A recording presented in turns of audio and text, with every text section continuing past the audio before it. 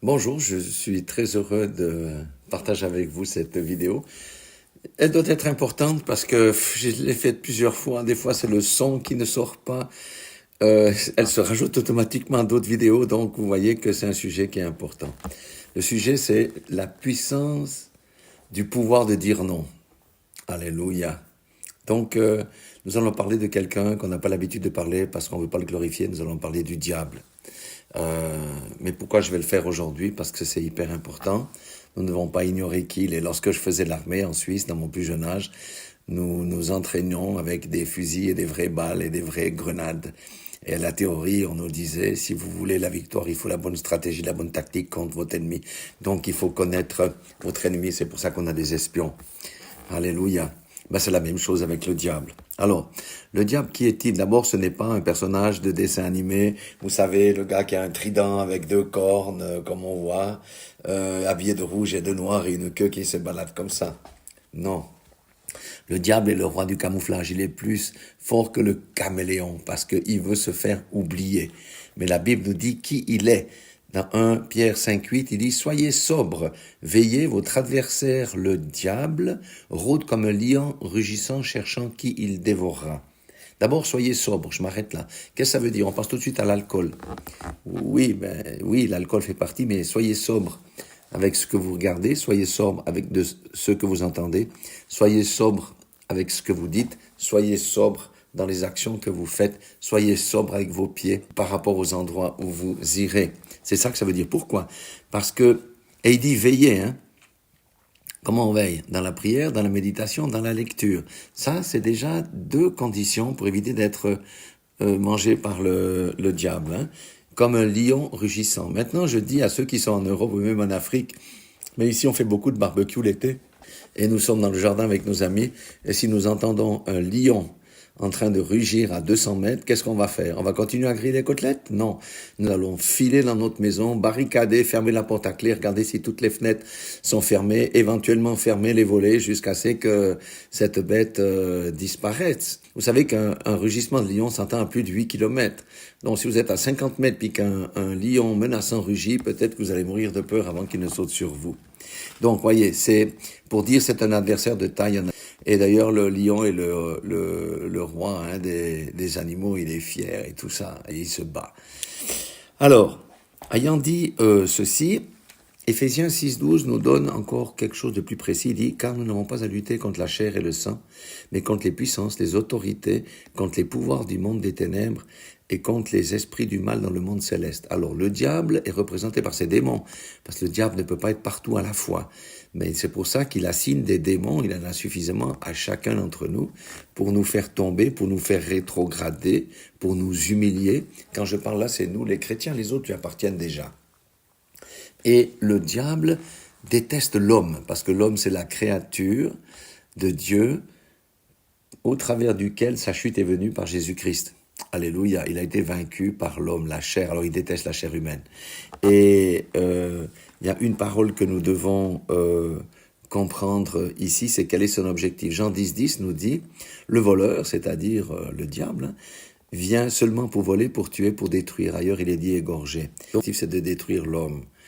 Il veut voler quoi? Il veut voler votre joie, il veut voler votre paix au travers de la maladie, au travers de différentes choses, des circonstances. Il va essayer de faire ça pour vous faire rétrograder, perdre votre confiance en Dieu. Il veut vous tuer votre destinée spirituelle, parce que vous savez que nous sommes nés sur cette terre pour faire quelque chose selon notre couloir, selon notre appel. Il veut tuer ça. Et quand on dit détruire, il veut détruire votre mariage, il veut détruire vos finances, il veut détruire vos enfants. Il veut faire tout ça juste parce qu'il ne vous supporte pas. Et votre tête est mise à prix, ma tête est mise à prix dans le monde des ténèbres. Alléluia. Et nous allons voir la bonne nouvelle. Nous allons voir comment nous pouvons faire pour vaincre cet ennemi qui a déjà été vaincu par Jésus-Christ il y a plus de 2000 ans. Alors, une première chose que nous pouvons lire dans 1 Jean 5,18, il dit « Nous savons que quiconque est né de Dieu ne pêche point, ne pratique point le péché. » Parce que nous vivons dans un corps de chair et il nous arrive de chuter, mais nous savons qu'il est juste et fidèle pour nous pardonner nos péchés si nous les confessons. Mais écoutez, mais celui qui est de Dieu se garde lui-même et le malin ne touche pas.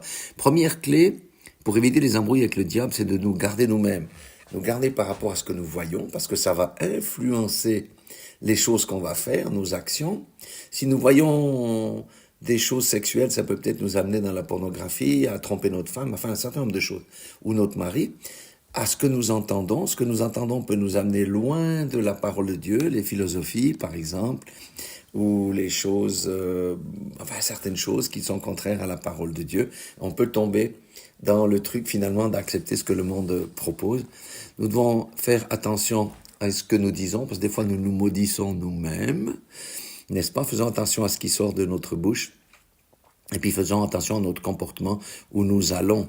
Et c'est clair, pour un chrétien, il n'est pas bon de sortir dans des discothèques ou des endroits comme ça qui sont la propriété du diable, par exemple. C'est juste des exemples. Donc, le malin ne touche pas celui qui se garde lui-même. Et vous savez, nous devons nous garder nous-mêmes. Et il y a une clé ici, c'est la crainte de Dieu. Qui n'a pas la crainte de Dieu ne va pas se garder lui-même. Je vous le dis. Qui n'a pas la crainte du Seigneur ne peut pas se garder lui-même.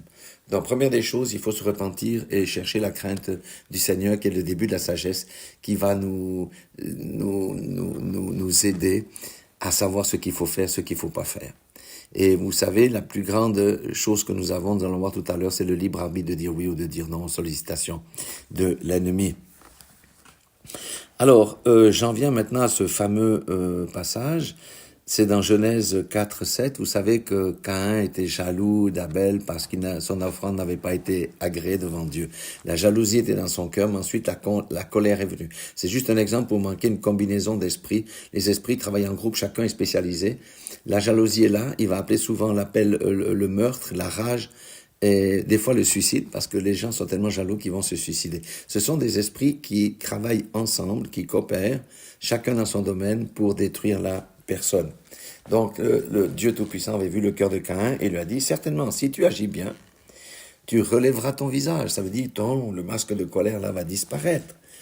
Mais il dit, si tu agis mal, le péché se couche à ta porte. Et ses désirs se portent vers toi. Mais toi, domine sur lui. Donc, le Seigneur a vu, il lui a dit, maintenant, tu as deux choix. Tu peux dire oui à la sollicitation du péché, tu peux dire non à la sollicitation du péché. Alléluia. Ça s'appelle le libre arbitre. Souvent, nous accusons le diable. Les gens accusent le diable, mais c'est pas le diable qu'il faut accuser, c'est soi-même. Parce que j'ai dit oui au lieu de dire non. Prenons l'exemple de David. David était l'homme, le chéri de Dieu, selon le cœur de l'Éternel. Mais quand il a vu la femme nue en train de se baigner sur le toit, qu'est-ce qu'il a fait? Il a dit oui à la sollicitation du diable, parce que lui, son problème, c'était le sexe. Donc il est allé faire ce qu'il avait à faire avec Bathsheba, ils ont eu un enfant illégitime, et il a été tué le mari de surcroît. Pourquoi? Parce qu'il n'a pas su dire non à sa pulsion. Alléluia. Nous, on a des armes bien supérieures à celles de David pour résister. Joseph, lui, qu'est-ce qu'il a fait? La femme de Potiphar pouvait l'entraîner, c'était une belle femme et tout ça. Elle aurait pu le sortir de sa situation. Il a dit non à sa sollicitation. Pourquoi? À cause de la crainte de l'Éternel. Il savait que s'il allait coucher avec cette femme, ça n'allait pas être agréable à Dieu. Il ne l'a pas fait, il a préféré fuir. Et ensuite, il a été mis en prison, mais nous connaissons la fin glorieuse pour quiconque résiste au diable. Il y a plein d'exemples où on voit dans la Bible que les gens, ils ont dû faire des choix. Oui, non. Nous avons le libre arbitre et le diable ne peut pas nous attaquer si nous ne lui ouvrons pas la porte. Sauf dans le cas exceptionnel de Job où là, il y avait un enjeu supérieur. Mais sinon, le diable ne peut attaquer personne. Quand je dis attaquer, ça veut dire lui faire du mal, etc. Si la porte reste fermée. Mais dès qu'on ouvre la porte, lui s'introduit. Comme les vendeurs à l'époque, ils mettent le pied dans la porte pour pouvoir discuter avec la personne. Donc, nous devons faire extrêmement attention à ça. Donc, veillons sur nos yeux, veillons sur nos oreilles, veillons sur notre bouche, veillons sur nos mains, nos pieds, sur nos comportements. Donc là, nous voyons que nous avons le choix de dire oui ou le choix de dire non. Et lorsque nous disons oui, qu'est-ce qui se passe entre vous et moi? Bien après, on se sent comment? Le Saint-Esprit vient nous convaincre de pécher. Et c'est pour ça que nous nous repentons. Mais il vaut mieux éviter ça. Vaut mieux éviter ça. Mais nous sommes encore dans des corps de chair. Maintenant, nous devons comprendre aussi Jacques 4, 7, il nous donne aussi une manière de résister au diable. Il dit, soumettez-vous donc à Dieu. Dieu est dans sa parole, on se soumet à la parole de Dieu. On utilise la parole de Dieu pour vaincre le diable, comme Jésus a utilisé la parole de Dieu pour vaincre le diable lors de la grande tentation. Il dit, soumettez-vous donc à Dieu, résistez au diable, il fuira loin de vous. Alléluia. Lorsque le diable vient avec la tentation, on va utiliser, il est écrit, je suis un fils de Dieu. Il est écrit. Mon Dieu est le Dieu saint, 3 fois saint. Je suis saint parce qu'il est saint, je suis son fils. Je refuse ton offre, je te chasse, je me soumets à la parole de Dieu qui dit sanctifie-toi, reste dans la sainteté. Voyez, ça c'est le combat pratique avec la bouche. C'est ce qu'il nous dit dans Jacques 4, 7. Une autre manière aussi pour ceux qui sont venus à Christ. Et vous savez, on vient tous avec nos vices quand on vient à Christ. Certains, c'est la drogue, l'alcool, d'autres, c'est le sexe, d'autres, c'est je sais pas quoi.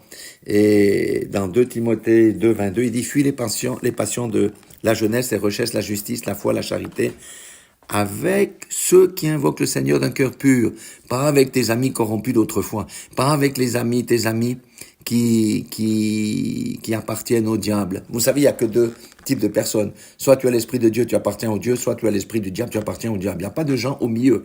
Des gens intelligents qui appartiennent au diable vont essayer de vous influencer avec leur raisonnement. Et si nous les écoutons, si nous mettons pas le filtre de la parole de Dieu, nous allons dévier dans nos pensées. Et la meilleure preuve de ça, c'est que 1 Jean 5, 19, il dit, nous savons que nous appartenons à Dieu, alors que le monde entier est sous la coupe du diable. Amen. Et plus loin, il est dit aussi que il fait ce qu'il veut de ceux qui sont tombés dans leur piège. Donc nous devons faire attention à nos amis, mettre le filtre. Il ne faut pas se séparer de tous nos amis, mais il faut mettre le filtre et comparer ce qu'ils nous disent ou les pensées qu'on nous injecte, si elles sont conformes à la parole de Dieu, de peur d'être entraînés. Et surtout ne pas retourner avec les amis avec lesquels nous étions en accord dans le vice avant de venir au Seigneur.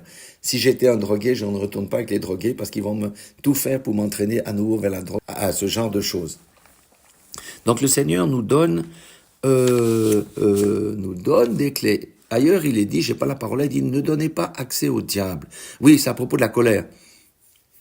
Il dit, ne vous couchez pas sur votre colère, ne donnez pas accès au diable. Vous voyez, la colère, c'est une porte qui peut s'ouvrir. Le Seigneur ne nous interdit pas d'être en colère, mais il nous met attention aux fruits de la colère. Si je me laisse aller trop à la colère, il y aura des mauvais fruits, le diable va venir dedans pour me pourrir la vie. Donc, le Seigneur nous dit aujourd'hui, faites attention, le diable rôde. Et même, je pense au couple. Il y a une parole, toujours, on dit, oui, mais ne vous privez pas l'un de l'autre. Qu'est-ce que ça veut dire? Ça, pourquoi Paul donne ce conseil? Parce que si on se prive l'un de l'autre, ça ouvre la porte à des désirs impurs qui peuvent se porter vers une collègue de travail, qui peuvent se porter vers la pornographie, et il y aura ensuite quelque chose d'autre qui va venir sur le lit matrimonial. Donc nous devons faire attention et écouter la parole de Dieu. La crainte de Dieu, c'est le début de la sagesse. Si nous avons la crainte de Dieu, ces choses-là ne peuvent pas nous arriver parce que le malin ne peut pas nous toucher. Et le Seigneur nous a donné le bouclier de la foi, c'est-à-dire la foi en la parole. Quand la parole de Dieu dit, soumettez-vous à Dieu, résistez au diable, il fuira loin de vous. Ça, c'est mon bouclier de la foi. Et l'épée, c'est avec la parole de Dieu que je taille en pièces lorsqu'il vient pour me faire tomber. Donc, veillons sur nos yeux, veillons sur nos oreilles, veillons sur nos bouches. Alléluia. Et restons en constante communion avec le Saint-Esprit par la prière, la méditation. Beaucoup sont faibles dans la prière, dans la méditation, dans les jeûnes. Mais comment vont-ils résister au diable? C'est une vie de défaite. Voilà. Mais la bonne nouvelle, c'est que Dieu nous donne la clé pour résister au diable et le chasser loin de nous, pour que nous puissions avoir une vie épanouie, parce que lorsqu'on vit sans arrêt dans la défaite, eh bien c'est triste, et puis on commence à perdre la foi. Voilà, que quelqu'un soit béni aujourd'hui, que le Seigneur vous bénisse, je vous aime, Dieu vous aime, et il nous aime, et il aimerait tellement que nous puissions sortir de notre petite condition, que nous soyons des puissants guerriers. C'est là où il veut nous amener pour sa gloire et sa gloire seule, dans le nom puissant de Jésus-Christ de Nazareth.